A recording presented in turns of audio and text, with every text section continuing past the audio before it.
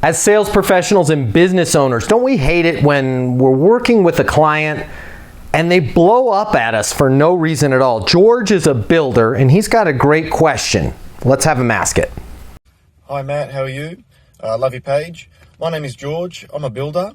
I just want to ask your opinion, if you may help. On almost every job project, there is going to be extras. There is going to be variations to a contract, whether it's due to unforeseen circumstances or a request by the client themselves. I just want to see how you would handle a situation in my position after sending this variation. If the client rings you up swearing, screaming, being angry, being rude, I'd love to hear your thoughts. Thanks. George, I totally understand where you're coming from. We all experience this. Let me walk you through a few things that are going to help you avoid this from happening, and when it does happen, when it is unavoidable, how you can defuse and de-escalate the situation very quickly. The first thing that you need to understand, George, number one, you have to bring this up, that this is a potential for happening, and it sounds like you're doing this. But before you start any project, job, or partnership, you have to let that other side know, hey, there is a possibility that the scope is going to change based on information that we don't have in front of us right now. So I need to make sure that you're okay with that understanding that the scope may change and that may change the price. So let them know ahead of time.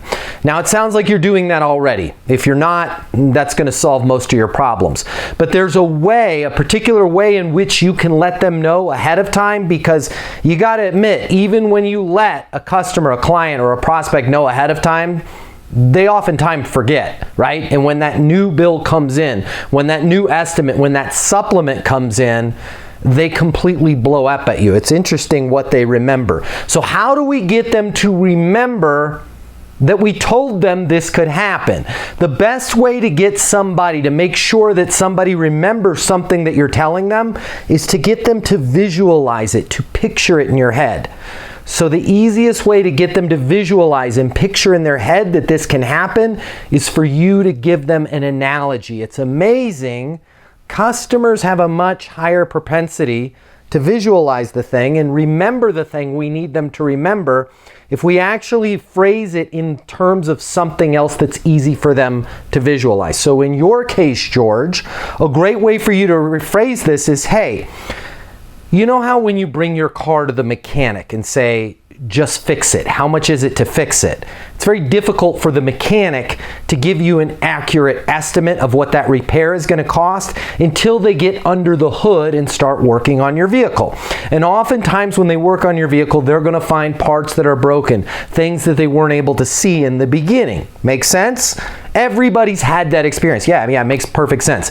As we get started on this construction project, along those same lines, there's going to be things that as we get under the hood, as we start ripping walls out, as we start creating things, or you might actually even want us to do additional things to the job. When we hit those points in the job, if we hit those points, I'm going to come to you and I'm going to let you know what the cost is to repair that unforeseen damage, or what the cost is to add those additional adds that you want to add.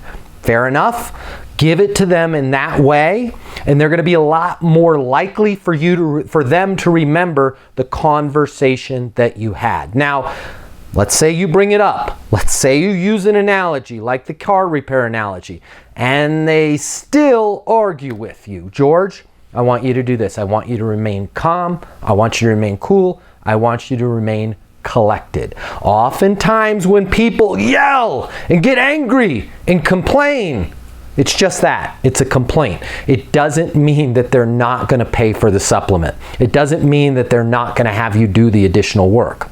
But if you get into an argument with them, if you raise your voice even a little bit, well, they're raising their voice, that's going to set you up for an argument that could derail the whole project. I hope this helps. Let me know, George.